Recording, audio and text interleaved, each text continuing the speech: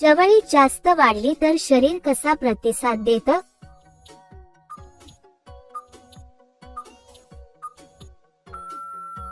उत्तर, संवेदना तीव्र होतात. घाईने सुरुवात केल्यास काय बिघडतं?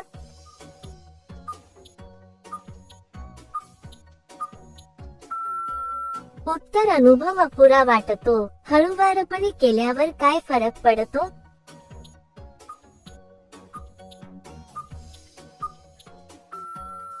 उत्तर, मजा जास्त काळ टिकते.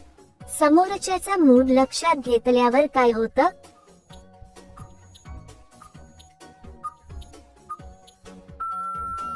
उत्तर, दोघांनाही आराम मिळतो. अचानक थांबून पुन्हा सुरू केल्यावर काय होतं?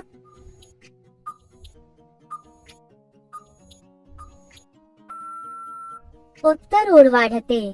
संवाद ठेवून जवळीक वाढवल्यास काय होतं?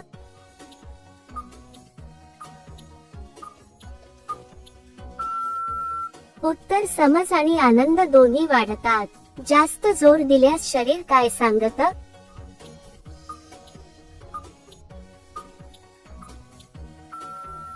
उत्तर, थोडा आराम हवा असतो. योग्य वेळ घेतल्याने काय बदल दिसतो?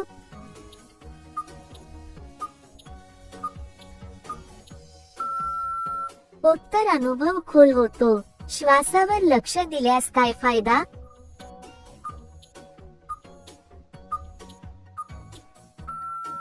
उत्तर, नियंत्रण राहतं. सतत एकाच लयीत राहिल्यास काय होतं?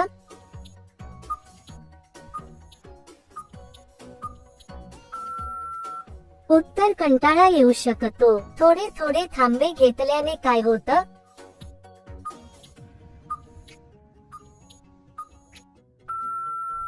उत्तर, उत्सुकता टिकते.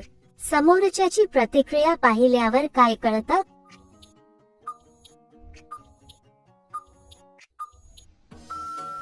उत्तर, पुढे काय योग्य आहे ते समजतं. संयम ठेवून केल्यावर काय मिळतं?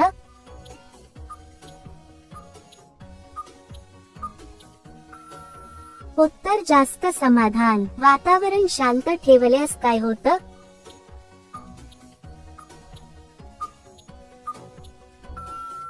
उत्तर, भावना अधिक जाणवतात. लय जुळली की काय खास वाटतं?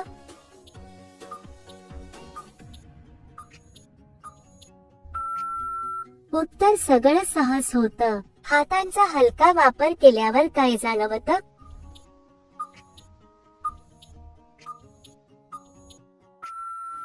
उत्तर, नवीन संवेदना जाग्या होतात. बाईने बिळ खूप फाकवून ठेवले तर आत काय दिसते?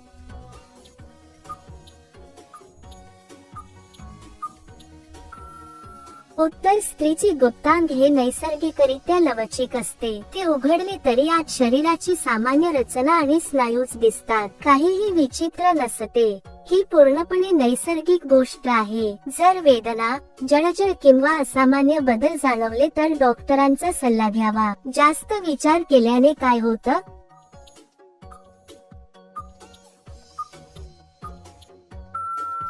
उत्तर, नैसर्गिक मजा कमी होते. मन पूर्णपणे त्या क्षणात ठेवल्यास काय होतं?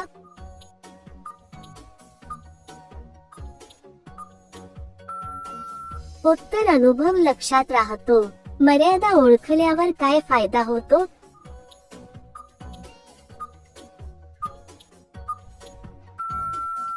उत्तर, त्रास टाळता येतो. सगळ्यात महत्त्वाची गोष्ट कोणती?